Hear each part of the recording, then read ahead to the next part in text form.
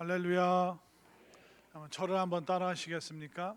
잘 물든 단풍은 봄꽃보다 아름답다. 맞나요? 네. 그러니까 우리가 갑자기 추워져서 왜 이렇게 추워졌지? 그렇게 생각할 수 있지만 이렇게 추워지고 또 비가 와야지 낙엽들이 아름답게 물들 수 있습니다. 그렇기 때문에 봄에도 우리가 봄꽃 보면서 아름답다 해야겠지만 또 하나님께서 이 가을에 또 추위와 함께 또 아름다운 물든 단풍들을 우리에게 보여주시는데 일권사에 참 잘하신 것 같습니다. 내일 또 이제 국화도 얼마나 아름다운 게 많을까 많이 기대가 되는데 우리가 살면서 분주하고 바쁘지만 순간순간 하나님께서 우리에게 베풀어 주시는 그런 은혜들 또 그런 축복들 또 내가 빨리 신속하게 발견해야 될 그 감사의 내용들을 잘 찾을 수 있는 그래서 하나님께서 우리 삶 가운데 숨겨두신 정말 멋진 보물들을 매 순간순간 찾으시는 여러분들이 될 수 있기를 바랍니다. 자, 오늘 이제 말씀 원래 제가 10절부터 27절까지 준비했는데 오늘 다 못 끝나겠더라고요. 그래서 오늘 10절부터 19절 말씀까지 하여튼 최대한 이제 빨리 좀 달려 보도록 하겠습니다. 저에게 이제 아들과 딸이 있는데 그 아들과 딸은 이렇게 노는 게 다르더라고요. 아들은 좀 거칠게 막 이렇게 노는데 딸은 항상 이렇게 뭐 핑크색 그 공주 옷 있잖아요. 막 그런 거 사달라고 그러고 뭐 창피하지도 않나 봐요. 왕관 플라스틱 왕관 쓰고 귀걸이 이만한 거 왕귀걸이 달고 또 신발은 또 짝짝이로 하나는 핑크색 하나는 파란색. 도대체 뭐 이해가 안 됐는데 하여튼 아들과 딸은 굉장히 다른데 저희 아들이 이제 오늘 말씀 준비하면서 생각이 났는데 저희 아들이 한 3, 4살쯤 됐을 때는 뭘 좋아했냐면 공룡을 좋아했습니다. 그래서 공룡 인형 막 그런 걸 가지고 이렇게 막 공룡 싸우고 이제 놀이하고 제가 저희 아들이 3, 4살쯤 그때 저도 그 지구상에 있었던 그 공룡 이름 다 외웁니다. 지금은 새까맣게 다 잊어버렸는데 매일 뭐 아빠 이거는 뭐 트리케라톱스야, 얘는 브라키오사우루스야, 얘는 뭐 모사사우루스. 저 성경 외우는 것보다 더 힘든 거예요. 이게 도대체 무슨 말이지? 근데 매일 듣다 보니까 얘가 얘고 막 이게 알게 되더라고요. 그래서 아마 3, 4살 때쯤에는 그 트리케라톱스라고 순하게 생긴 초식 공룡인데 뿔이 3개가 있습니다. 그걸 좋아하더라고요. 그래서 아빠 오늘 트리케라톱스가 티라노사우루스 이겼어. 아빠가 티라노스 뭐 사우루스에 나는 트리케라톱스. 그럼 막 싸우다가 제가 이제 같이 쓰러지고 그런 걸 해야 됐습니다. 근데 5살쯤 되니까 공룡을 안 갖고 놀고 이제는 변신 로봇을 갖고 노는 거예요. 그 중에서도 이제 레고에서 참 어떻게 애들 마음에 그렇게 맞게 만드는지 저희 아들이 이제 레고에서 만든 그런 장난감을 굉장히 좋아했습니다. 그러니까 뭐 4월 생일 때 사줘야죠. 그 다음 달 어린이날 사줘야죠. 또 성탄절 크리스마스 때 또 사줘야죠. 그 레고라는 회사가 저 때문에 지금 먹고 살고 있는 거예요. 제가 레고를 저만큼 키워놨습니다. 로봇을 얼마나 좋아하는지. 근데 이렇게 유심히 보니까 친구가 이제 집에 놀러 왔을 때 다른 공룡은 다 빌려줘요. 근데 트리케라톱스는 안 빌려주는 거예요. 그게 자기 보물 이론 거예요. 또 변신 로봇 가지고 놀 때 보면 이렇게 뭐는 이렇게 빌려주고 동생 또 만지게 해주는데 어떤 특별한 이게 변신 로봇은 막 검은색 빨간색 이렇게 돼가지고 좀 큰 거 그거는 또 친구들이나 아니면 동생한테 안 빌려주더라고요. 그러니까 다른 거 다 허락하지만 이거는 절대 안 돼. 이건 못 빌려줘. 그런 게 있더라고요. 그런데 우리의 영적인 세계에서도 마찬가지입니다. 하나님께서 다른 거 그래 내가 양보할게. 그래 양보할 수 있어. 그런데 이것만은 내가 절대로 양보할 수 없다. 이건 절대로 안 된다 하시는 영역이 있습니다. 그게 뭐냐면 바로 우리의 마음입니다. 무릇 너희가 지킬 만한 것 중에 너희의 마음을 지키라. 하나님께서 잠언에서 마음을 지키라는 말씀을 많이 하시는데, 오늘 10절부터 사실 27절 끝절 말씀까지가 어떻게 하면 우리의 마음을 지킬 수 있는가, 마음을 보존하고 깨끗하게 지킬 수 있는 그 지혜에 대해서 10절부터 27절까지 계속 설명해 주시고 계십니다. 자, 그러면 우리가 지킬 만한 것 중에 마음을 지켜야 되는, 그러니까 다른 거는 우리가 좀 실수할 수도 있고 넘어질 수도 있지만 이 마음의 영역은 우리가 양보해서는 안 됩니다. 왜냐하면 우리가 마음으로 하나님을 사랑하고 마음으로 하나님을 예배하고 또 마음으로 믿어 우리가 구원을 받는데, 근데 이 놀라운 축복의 영역인 마음을 사탄에게, 세상에게, 또 음란하고 폭력적인 것에 내 마음을 내준다? 그거는 절대로 하나님께서 용납하실 수가 없다. 그렇기 때문에 너희들은 무릇 지킬 만한 것 중에 마음을 지켜라. 그 마음을 지킬 수 있는 그 방법에 대해서 오늘은 19절까지만 좀 보도록 하겠습니다. 자, 먼저 한번 10절 말씀을 한번 볼까요? 자, 10절 읽습니다. 시작. 내 아들아 들으라, 내 말을 받으라. 그리하면 내 생명의 해가 길리라. 아멘. 내 아들아 들으라. 그러니까 마음을 지키는 첫 번째 방법을 제시해 주시는데, 들으라, 샤마 혹은 쉐마. 우리가 들어야지 우리의 마음을 지킬 수 있다라고 말하고 있습니다. 그런데 이 들으라라는 이 말씀에는 그러면 그냥 한 번 듣고 이쪽 귀로 듣고 이쪽 귀로 지나가면 됩니까? 그냥 그 듣고 그냥 잊어버리면 됩니까? 그 말씀을 하는 것이 아니라 성경에서 샤마, 쉐마, 이 들으라는 뜻은 뭐냐면 표면적으로는 자 귀로 우리가 듣는 거지만 그 이면에는 순종까지 가야지 그게 진짜 듣는 거다라고 말하는 것입니다. 저희 아들 얘기 또 해드릴까요? 아들 방 좀 치워. 제 아내가 말하죠. 그럼 아들은 뭐라 할 거예요? 알았어. 근데 30분 뒤에 보니까 안 치웠어요. 아내가 톤을 조금 더 높이겠죠. 아들 방 좀 치우지? 그럼 아들이 뭐라 그럴까요? 응, 알았어. 그 또 30분 뒤에 보니까 치웠을까요? 안 치웠을까요? 저희 아들을 여러분들이 키우고 계시네요. 이겁니다. 샤마, 쉐마라는 것은 뭐냐면 알았어요 하고 안 치우는 것이 아니라 네 알겠습니다 하고 바로 실행으로 옮기는 것. 여기까지를 바로 샤마, 쉐마, 들으라. 그렇기 때문에 우리가 성경 말씀을 들을 때 어떻게 해야지 마음을 지킬 수 있을까요? 그냥 뭐 주일, 수요일, 새벽 그냥 듣고 잊어버리는 것이 아니라 그 말씀이 어떤 구절이 나에게 들려진다면 그 말씀을 순종하는 데까지 갈 때 여러분들의 마음이 지켜지는 줄 믿으시기를 바랍니다. 왜냐하면 우리가 어디에 뭘 자꾸 듣느냐, 그러니까 듣는 거에 따라서 순종을 하게 되어 있는데, 잘 한번 그 원리들을 한번 생각해 보십시오. 여러분들이 그 오늘 수요일인데 월, 화, 수 3일 동안 무슨 얘기를 쭉 듣다가 무슨 뉴스를 듣다가 여기까지 왔는지 생각해 보십시오. 여러분들이 만약 평소에 매일 그 드라마만 보고 뉴스만 계속 뚫어져라 쳐다보고 있고 스포츠 막 이겼다, 와 지금 또 그 미국 그 뭐죠 야구 지금 막 한창 하고 있더라고요. 뭐 그런 걸 우리가 뭐 가끔 볼 수가 있죠. 뭐 드라마도 뭐 보고 스포츠도 보고 뉴스도 세상이 돌아가는 걸 알아야죠. 그런데 그냥 그러면 되는데 거기서 더 나가서 우리가 세상의 것을 듣는데 그것을 더 구체적으로 실행하잖아요. 그러면 우리가 자꾸 거기에 마음을 빼앗기게 되어 있습니다. 예를 들어 뭐 오늘 뭐 손흥민이 그 경기를 한다. 그러면 그 축구 경기가 몇 시에 시작하는지 아세요? 새벽 2시부터 뭐 4시까지 이렇게 합니다.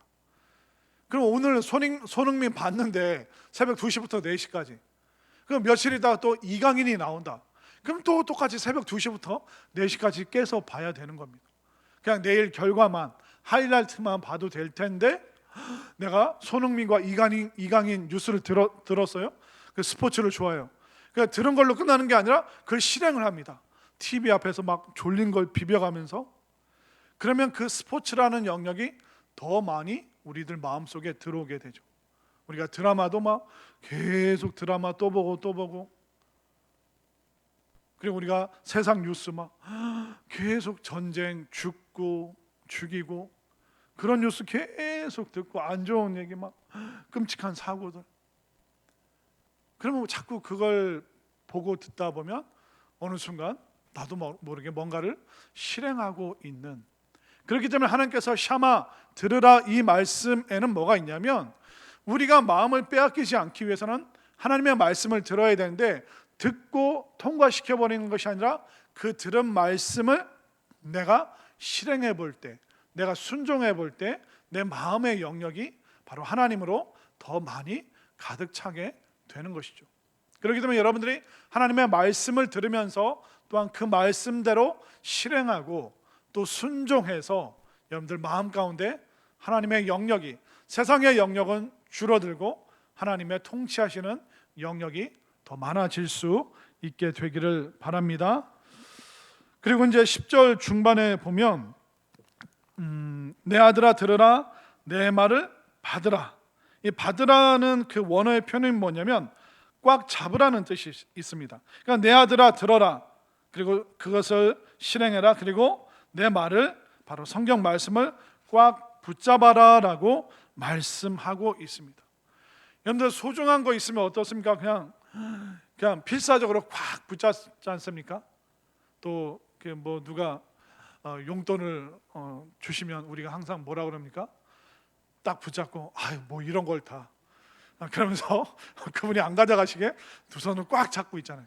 이거 너무 소중하고 귀한 거 어떻습니까? 꽉 붙잡고 있잖아요. 그것처럼 하나님의 말씀을 그냥 귀로 듣고 넘기는 것이 아니라 마음으로 꽉 붙잡아라. 그 마음으로 꽉 붙잡으면 그 말씀이 너의 마음을 지켜줄 것이다. 이 말씀을 하나님께서 알려주고 계시는 것입니다. 그렇기 때문에 여러분들 하나님 말씀을 듣고 그걸 실행으로 옮겨보시고 또 그 말씀을 마음으로 꽉 붙잡는 여러분들이 될 수 있기를 바랍니다. 자, 그 다음 11절 말씀 함께 읽습니다. 시작. 내가 지혜로운 길을 내게 가르쳤으며 정직한 길로 너를 인도하였은즉. 자, 내가 지혜로운 길을 내게 가르쳤으며. 자, 여기에 또 신앙의 원리가 나오는데 우리가 말씀의 은혜는 우연히 나에게 찾아오는 것이 아니라 이 하나님의 말씀은 누군가가 가르쳐 줘야지만 그 말씀이 나에게 은혜로 전달된다는 것을 오늘 성경이 알려주고 있습니다. 그러니까 이 신앙의 원리는 뭐냐면 말씀이 전수가 되어야 된다는 겁니다. 그렇기 때문에 가르치는 자는 쉽게 가르치고 배우는 자는 그 말씀을 꽉 붙잡고 또 내가 그 말씀을 배웠다면 어떻게 해야 됩니까? 누군가에게 또 전수하고 알려주고 그것을 복음이라고 이야기하고 내용은 복음이고 또 전달하는 그 방식을 우리가 전도라고 이야기를 합니다. 그리고 그 말씀을 가르치는데 조금 더 구체성을 띌 때 우리가 성경 공부라고 이야기를 하는 것이죠. 그렇기 때문에 신앙의 원리는 그냥 허공 속에 둥둥 떠다니는 뭔가가 우연히 내 마음속에 찾아오는 것이 아니라 하나님의 말씀은 내가 너에게 가르쳤다. 이렇게 전수될 때 하나님의 은혜는 점점 확장되는 것이죠. 예수님께서 뭐라고 말씀하셨습니까? 모든 나라와 모든 민족에게 복음을 전하고 세례를 주고 그리고 가르쳐 지키게 하라. 그러니까 복음은 가르쳐 지키게 해야지만 그 말씀이 진짜 복음이 되고 사람들에게 생명이 되는 것입니다. 그래서 우리가 기도할 때 뭐라고 기도해야 하냐면 하나님, 내가 말씀을 들을 수 있는 귀를 나에게 주십시오. 그리고 나에게 영적인 사고력을 주셔서 잘 생각하고 잘 분별해서 그것을 사람들에게 잘 설명하고 또 인도할 수 있는 그런 지혜를 하나님 나에게 주시옵소서. 여러분들 그렇게 기도하시기를 바랍니다. 왜냐하면 영적인 사고력과 누군가를 가르칠 수 있는 그 은혜가 필요한 이유가 뭐냐면 우리가 주일날 오후 1시 반에 뭐 했습니까? 세대별 벌써 3일인데 벌써 잊어버렸어요? 3일밖에 안 지났는데 우리가 오후에 세대별 모임을 했습니다. 그때 회장님이 또 총무님이 그분들이 쭉 인도를 하시죠. 그렇기 때문에 올해 회장 총무님들은 무슨 기도해야 됩니까? 하나님, 내가 잘 가르치고 잘 인도하고 나에게 영적 사고력을 주셔서 지혜롭게 우리 기관 식구들 잘 인도할 수 있도록 도와주옵소서. 그럼 내년에 또 회장 총무 되시는 분들이 있고, 결국 여러분들 그거 다 해야 됩니까? 안 해야 됩니까? 결국 하면서 결국 나도 해야 되는데, 시간이 있을 때 빨리 기도하셔야 돼요. 하나님, 나에게 영적 사고력을 주시고 내가 정말 단순하게 배운 것을 또 단순하게 전할 수 있는 지혜도 주시고, 하나님께서 이 말씀의 은혜를 나에게 주옵소서. 여러분들 미리미리 기도할 수 있게 되기를 바랍니다. 자, 그래서 우리가 누군가에게 말씀을 전하고 가르칠 수 있고 여기에 대해서 설명할 수 있잖아요. 그럼 선순환이 일어납니다. 그 말씀을 가르치다 보면 나도 설명하다 보면 나도 몰랐던 은혜를 깨닫게 되죠. 그럼 그 은혜가 내 마음속에 새겨지게 되고 내가 마음으로 그것을 꽉 붙잡고 또 그 말씀 붙잡고 살아가다 보면 또 가정도 변화되고 일터도 변화되고 또 내 인생도 변화되는 그런 놀라운 선순환이 내가 교회에서나 또 어딘가에서 내가 누군가를 인도하고 또 복음에 대해서 예수님에 대해서 설명할 때 정말 이 아름다운 선순환이 여러분들에게 있게 되기를 바랍니다. 자, 이렇게 우리가 가르침을 통해서 이 말씀의 은혜가 전수되는구나, 그것을 알 수가 있죠. 그리고 이제 11절 말씀 다시 한번 보시면 길이라는 단어가 몇 번 나오나 한번 보십시오. 내가 지혜로운 길을 내게 가르쳤으며 정직한 길로 너를 인도하였은즉. 여기서 이제 길이라는 것은 뭐냐면 우리가 다니는 길이기도 하지만 여기는 은유적으로 뭘 얘기하냐면 우리 삶의 태도 또 우리 삶의 방식, 그것을 올바른 길로 지혜로운 길로 내 삶과 내 태도를 그쪽으로 계속 이동시켜야 된다, 옮겨야 된다라고 말씀하고 있습니다.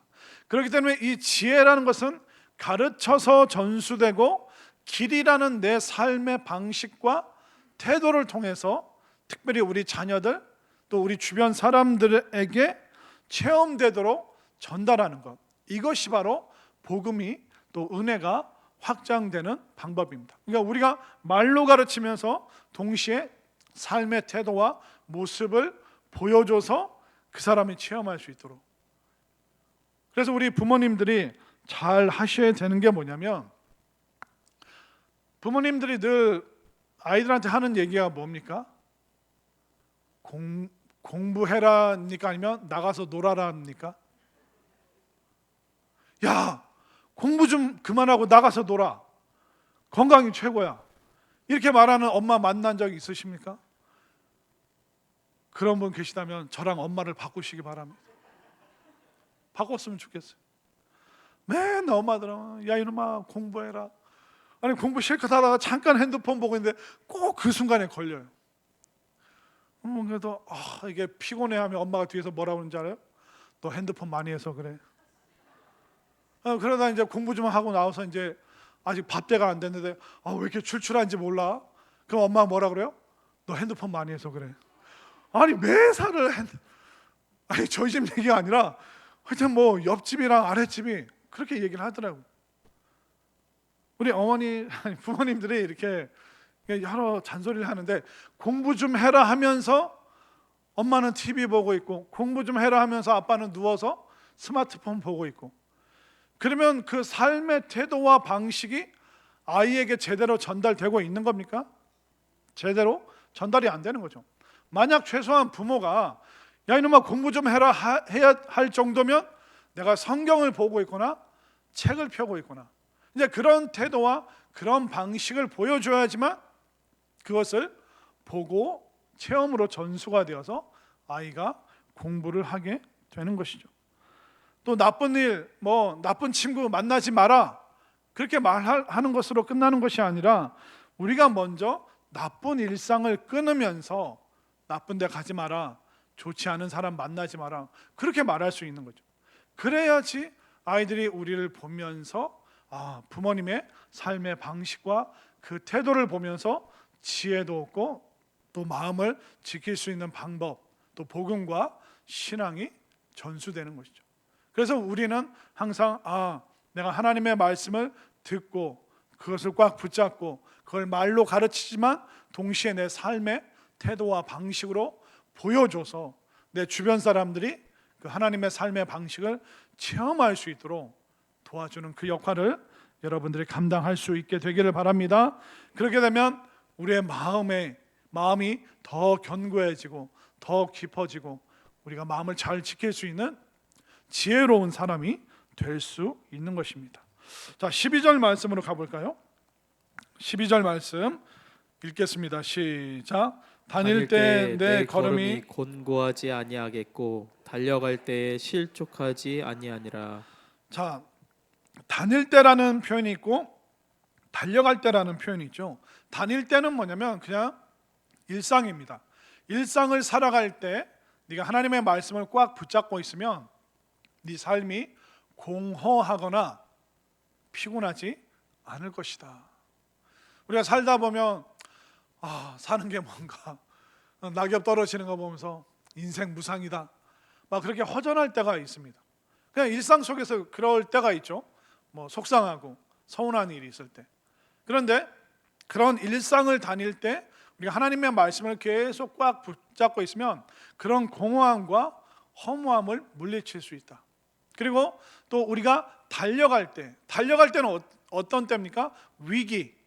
위험한 순간, 급박한 순간이 우리 인생에 닥치는데 그때 네가 완전히 넘어지지는 아니한다, 그 말씀을 해주고 계시는 겁니다.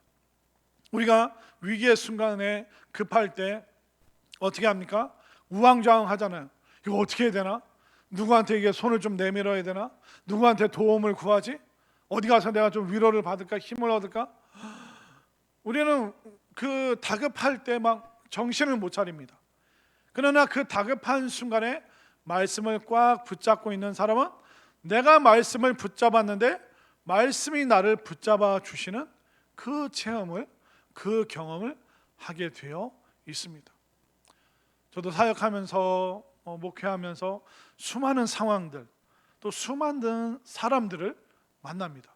이 상황을 내가 바꿀 수도 없고 그 사람의 마음을 내가 이렇게 장난감처럼 이렇게 조립을 할 수도 없고, 하나님 이거 어떻게 합니까?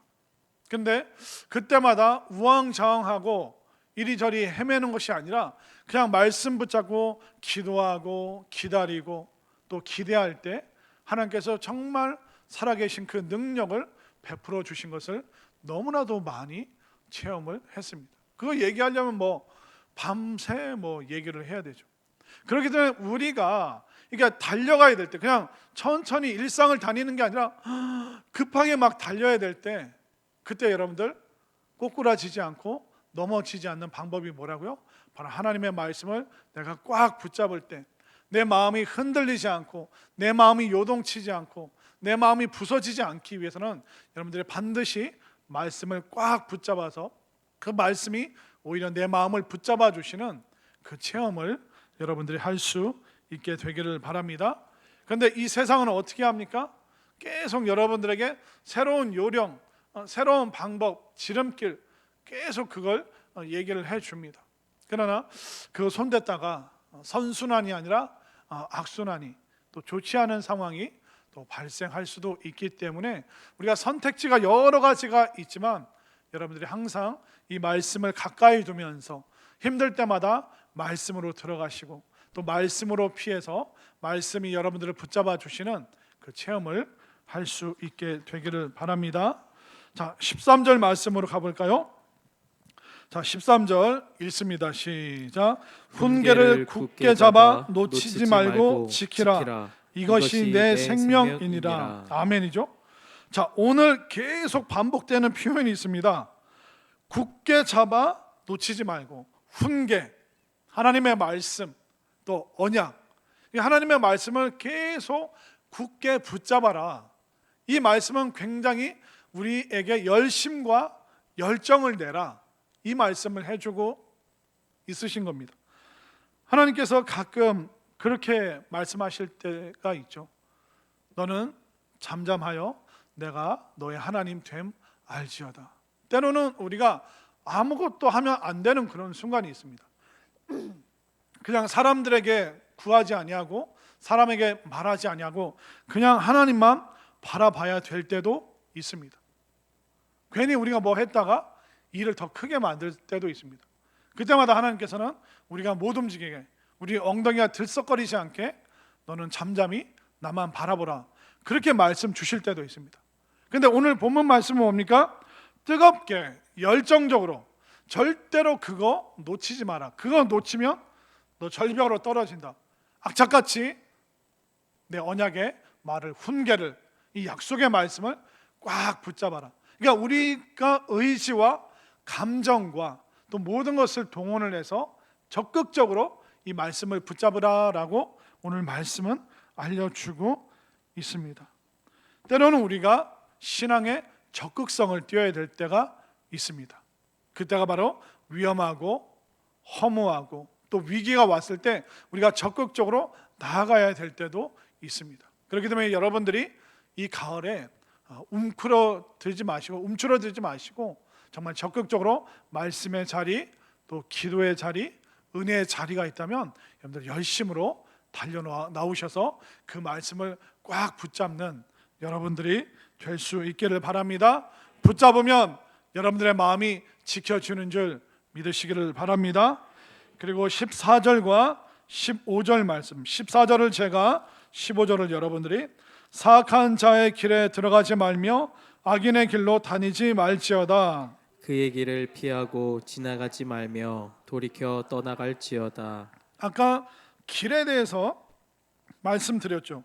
근데 14절에서도 길이 나옵니다. 사악한 자의 길, 그리고 또 악인의 길에 대해서 말하고 있습니다. 이 말은 뭐냐면 하나님이 기뻐하시는 지혜로운 삶의 방식과 태도가 있다면 하나님께서 기뻐하시지 않는 나쁜 삶의 태도와 방식도 존재하고 있다라고 말하고 있습니다. 우리가 사악하고 악한 문화, 좋지 않은 사람에게 계속 노출되면 어떻게 될까요? 그 영향을 받을까요? 안 받을까요? 영향을 우리가 받을 수밖에 없습니다. 그래서 좋지 않은 사람의 것을 우리가 같이 다니면서, 같이 어울리면서, 같이 미워하면서 그것을 흡수하게 되어 있죠. 여러분들 그 성경에 나오는 말인가요? 미워하면서 닮아간다. 이게 어디에서 나오는 말이죠? 찾아봤는데 못 찾겠더라고요. 아마 우리가 그냥 삶 속에서 속담처럼 하는 말 있잖아요. 미워하면서 닮아간다. 그래서 딸을 놓으면 누구를 닮았어요? 시어머니 닮았잖아요. 신기하지 않습니까? 그러니까 우리가 그걸 위로하기 위해서 미워하면서 닮아가나. 나도 시어머니 됐더니 나한테서도 이런 모습이 나오네. 저도 군대에 있으면서 뭐 2등병, 1병 때 막 얼마나 고난과 핍박의 시간들이 많습니까? 막 병장들이 막 화내면 상병들이 또 그걸 밑으로 내려요. 그 화를 2등병, 1병한테. 그럼 2등병, 1병 구석에 가서 막 씩씩거리면서 뭐라 하는지 아세요? 야, 우리가 고참되면, 우리가 선임병 되면 이런 악습을 다 버리자. 근데 고참되면 어떻게 하게 해요? 군대 갔다 오셨나 봐요. 아주 군생활 오래 하셨나 봐요. 너무너무 신기하더라고요. 희한하더라고요. 같이 막 힘들어서 울고 막 위로해 줬는데 상병 되더니 변하고 병장 되더니 더 안 좋아지고. 그래서 늘 그분들이 하는 얘기가 뭐냐? 본전 생각나서 못 참겠다고. 나 때는 말이야 2등병 놈들 이놈들 아니 자기도 몇 년 전에 2년 전에 2등병이었으면서 뭘 얼마나 차이가 있다고. 나 때는 말이야 하면서 하는데 아이고 똑같구나. 우리가 안 좋은 거 보잖아요. 안 좋은 거 듣잖아요. 그 나도 모르게 그게 흡수가 되는 겁니다. 여러분들 정치인들 막 싸우는 거 보세요.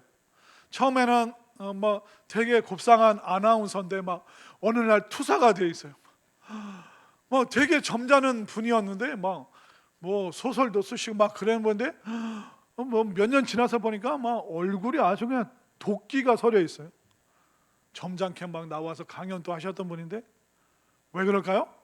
서로 상대편 정당을 보면서 저 사람 화내니까 같이 화내고 저 사람 소리 지르니까 나도 소리 지르고, 그러니까 같은 시간에 같은 감정선을 갖기 때문에 얼굴이 닮아가는 거예요. 부부가 왜 닮아요? 쳐다봐서 닮은 게 아니라 같은 세월, 같은 감정선, 같이 찡그리고 같이 풀고 같이 울고 같이 웃고 같은 감정선을 갖고 있다 보니까 그 사람이 서로 닮아가는 겁니다. 근데 나쁜 것도 악한 것도 내가 싫어하면서 그것을 흡수하는 게 이게 얼마나 안타깝고 무서운 일인가. 그래서 성경은 네가 악한 것을 통해서 악한 것을 흡수하기 때문에 그러면 너 마음 못 지킨다. 그래서 성경이 제안하는 가장 지혜로운 방법이 무엇입니까? 14절 말씀을 보십시오. 사악한 자의 길에 들어가지 말며 악인의 길로 다니지 말지어다. 야, 글로 가지 마. 글로 다니지 마. 저도 어렸을 때 이제 평택에 살 때 집에 갈 때 으슥한 골목이 있어요. 좀 이렇게 안 좋은 길거리가 있어요. 그럼 부모님 뭐라고 합니까? 그 길로 다니지 마. 그 길을 피해서 돌아오는 게 상책이야. 그게 더 좋아. 성경이 제시하는 건 단순합니다. 악한 사람 피해라. 악한 문화 피해라. 그게 비겁하고 연약한 게 아닙니다. 악한 것을 길을 다니다 보면, 악한 사람과 가까이 하다 보면 그것을 흡수하게 됩니다. 그것을 흡수하면 지혜로운 마음이 사라지죠. 지혜로운 마음이 사라지면 마음을 내가 다스릴 수가 없습니다. 마음을 못 다스리면 세상에, 사탄에게, 마귀에게 마음을 다 빼앗겨 버리기 때문에 그래서 성경은 단순해요. 간단해요. 그 길 들어가지 마라. 그 길 따라가지 마라. 여러분들도 지금 최근에 또 좋지 않은 사람, 또 좋지 않은 방식, 좋지 않은 문화가 있었다면 그것을 단순하게 끊고 멀리하는 것이 은혜임을, 또 지혜임을 깨달으시기를 바랍니다. 15절은 더 적극적으로 말하죠. 15절 읽겠습니다. 시작. 그의 길을 피하고 지나가지 말며 돌이켜 떠나갈지어다. 갔다가 사악한 자가 있네, 악한 자가 있네, 그러면 돌아가 버려라. 그러니까 접촉도 하지 말라는 겁니다. 그렇기 때문에 여러분들의 마음과 감정을 깎아먹는 사람, 여러분들을 더 복잡하게 만드는 사람, 그 사람이랑 놀지 마세요. 성경이 단순하게 말해주고 있습니다. 여러분들에게 손해 끼치고 악하게, 힘들게, 고통스럽게 만드는 사람, 그 사람과 교제하지 마라. 그렇기 때문에 악한 사람은 내가 싸워서 이겨먹어야지, 그게 아니라 싸울 존재가 아니라 피하면 되는 겁니다. 성경에 요셉 아시죠? 요셉이 보디발 장군의 집에서 일할 때 보디발의 아내가 와서 요셉의 옷을 붙잡고 나랑 동침하자, 그러니까 성적으로 유혹을 했죠. 요셉이 어떻게 했습니까? 겉옷을 버려두고 그 길로 주랭랑을 치죠.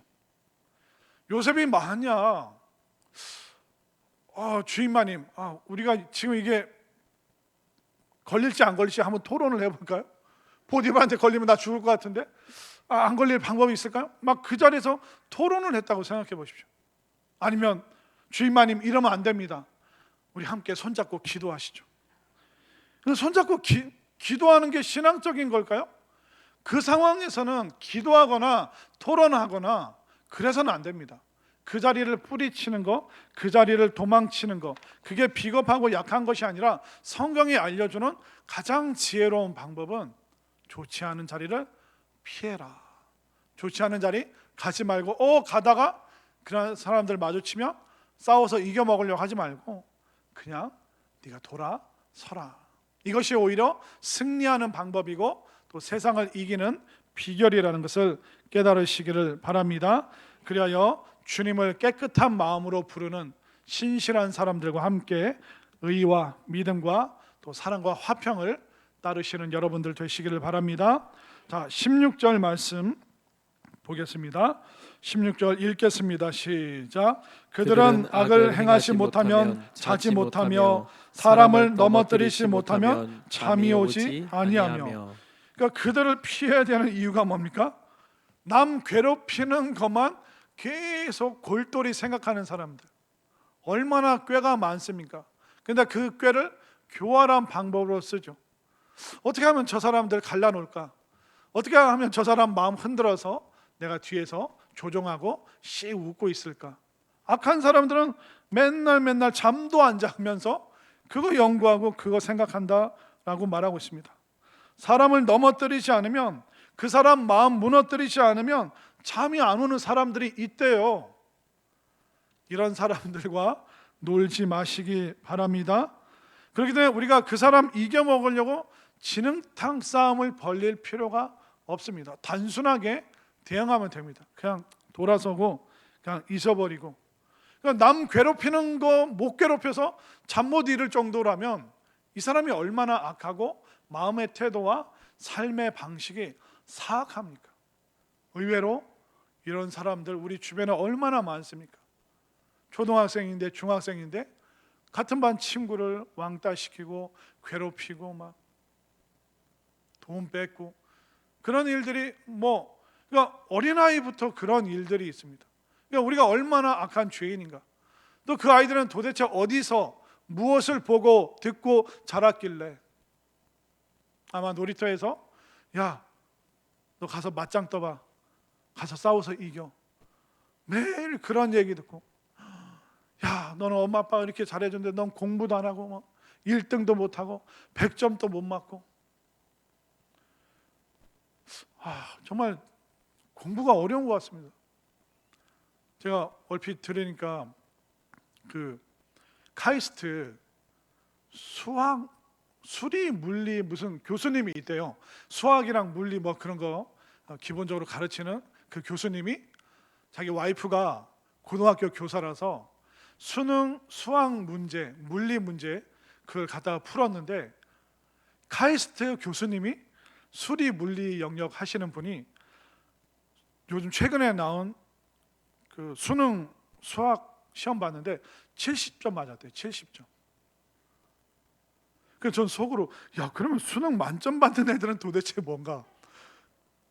그럼 어떤 식으로 훈련을 시켜야지 수능 만점을 받고 수능에서 카이스트 교수님도 70점밖에 못 막는 그 수학을 어떻게 하면 100점을 맞을 수 있을까?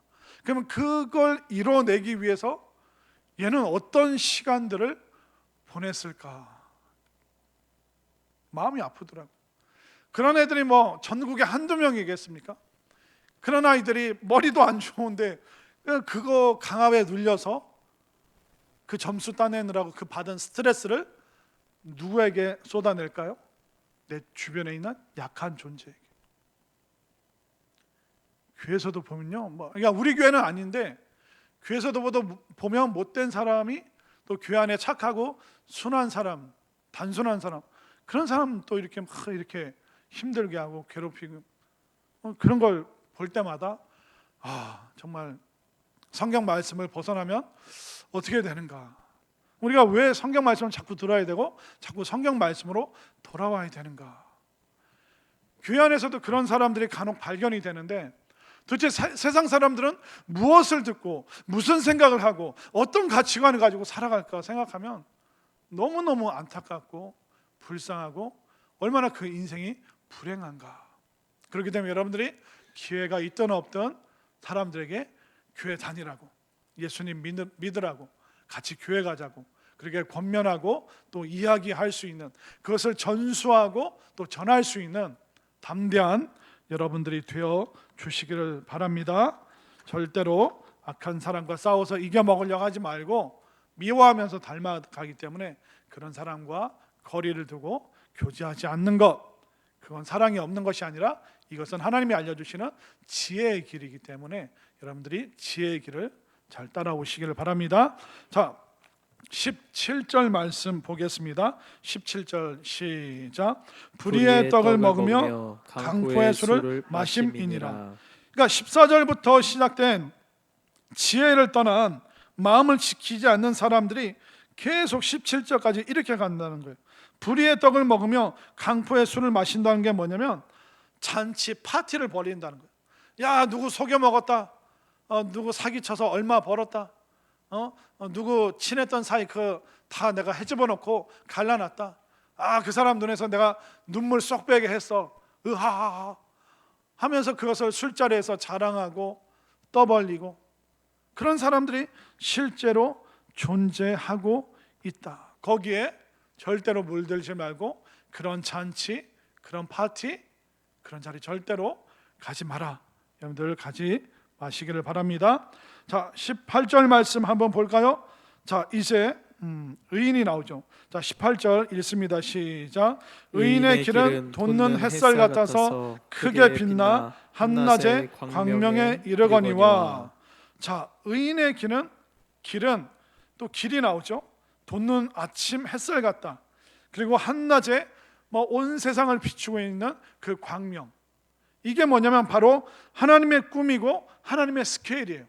하나님께서는 이스라엘 사람들이, 믿음의 사람들이, 그리스도인들이 그냥 하나님, 그냥 나는 내 자식만 잘 되는 거 이거 말고는 다른 큰 꿈 없어요. 그럼 그것이 소박하다, 착하다라고 말씀하시는 것이 아니라 하나님의 꿈과 하나님의 스케일은 우리보다 훨씬 커요. 우리가 돋는 아침에처럼 찬란하게 한낮에 떠 있는 그 태양처럼 온 세상을 밝게 비추는 그 밝음으로, 그 거룩함으로 살아가기를 원하시는 것이 바로 하나님의 스케일이고 하나님의 꿈이라는 것을 믿으시기를 바랍니다. 그래서 하나님, 저 이제 할 만큼 했잖아요. 지금 세대별 모임 제가 졸지에 올해 그냥 회장이 돼가지고 지금 이거 하고 있는데, 하나님, 내가 총무가 돼서 우리 회장 그냥 수발 들고 있는데 하나님 이 정도만 하면 되는 거 아닙니까? 근데 목사님 왜 자꾸 막 컨퍼런스 가라, 오이쿠 가라, 하나님, 전한 요 정도만 하면 되는 거 아닙니까? 하나님, 내 그릇은 세계 선교가 아니라 그냥 대전 이 정도면 됩니다. 그럼 하나님의 꿈은 아침 햇살처럼 여러분들을 한낮의 광명체, 그 햇빛처럼 그렇게 살아가기를 원하시는 이 하나님의 꿈이, 하나님의 스케일이 여러분들의 꿈이 될 수 있기를 바랍니다. 아멘 안 하신 분은 아멘 할 때까지 그 꿈이 하나님의 꿈이 여러분들의 꿈이 되기를 바랍니다. 그래야지 우리가 한계를 돌파해야지만 예수님의 그 장성한 분량에, 예수님의 그 인격과 성품과 그 믿음의 그 분량까지 자라가기를 원하시는 것, 이것이 바로 하나님의 꿈이기 때문에 우리가 말씀 안에서 이 말씀을 꽉 붙잡는다면 그렇게 될 줄 믿습니다. 자, 마지막 19절 말씀까지, 19절 읽습니다. 시작. 악인의 길은 어둠 같아서 그가 걸려 넘어져도 그것이 무엇인지 깨닫지 못하느니라. 악인의 길은 어둡대요. 그리고 어둠은 그 사람을 무지함으로 끌고 간다고 합니다. 여러분들, 세상 사람들이 얼마나 똑똑한데요. 여러분들, 대기업 회장님들 보십시오. 교회 안 다니는 분들이 태반입니다. 막 반도체 막 우주로 뭘 보내고 막 교회 안 다니는 분들 엄청 많습니다. 그런데 왜 그들을 무지하다라고 성경이 말할까요? 그분들은 자신들이 하는 이 행위가 죄라는 것을 인지를 못하기 때문에 성경은 그들이 무식하다, 무지하다라고 말하는 것입니다. 예수님을 거부하고 하나님의 말씀을 듣지 않고 믿음의 세계에 대해서 관심을 갖지 않고, 그것이 바로 무지한 것이다. 왜냐하면 그것이 죄이기 때문에. 죄를 짓는데도 죄를 깨닫지 못하기 때문에 그 사람들은 어리석고 무지한 사람들이다라고 말하고 있습니다. 그러면 그 무지한 거, 이게 죄인지도 모르고 계속 그 죄를 반복적으로 짓다 보면 결국 악인이 될 수밖에 없죠. 하나님께서 기뻐하시지 않는 사람이 되고 하나님으로부터 멀리 동떨어진 사람이 되고 결국 그 사람은 어둠의 길을 가게 되고 그 어둠의 길에서 결국 멸망으로 가기 때문에 무지한 사람들, IQ가 높으면 무지하지 않은 것이 아니라 IQ가 높아도 세상에 많은 학문을 갖고 있어도 죄를 죄로 여기지 못하고 또 예수님을 믿지 못한다면 그 마음은 무지한 마음과 똑같다라고 말씀하고 있습니다. 오늘 우리가 여러 구절을 살펴봤는데 여러분들 다른 것보다 오늘 반복적으로 결국 붙잡아라, 여호와의 말씀을 붙잡아라 줄기차게 말하고 있습니다. 그 말씀을 붙잡는다는 것은 뭐냐면 우리가 잘 듣는 것입니다. 또 듣는 것으로 끝나는 것이 아니라 내 삶으로 실행해 보는 것, 내가 말씀을 순종해 보는 것, 말씀이 기뻐하라 하면 기뻐하고 기도하라 하면 기도하고 또 말씀을 묵상하라 하면 주야로 말씀을 묵상해보고 그러니까 들려진 것을 내가 실행해 볼 때 우리가 마음을 지킬 수 있고 우리 인생에 하나님께서 찬란한 햇빛을 비춰주시는 줄 믿으시기를 바랍니다. 그렇기 때문에 오늘도 이 많은 말씀 중에 여러분 꼭 한 말씀 꽉 붙잡고 오늘 그 말씀 붙잡고 잠들고 내일 일어나서 그 말씀으로 살아보고 실행해서 여러분들의 삶의 모습과 그 태도가 정말 지혜로운 삶이 될 수 있기를 간절히 소망합니다.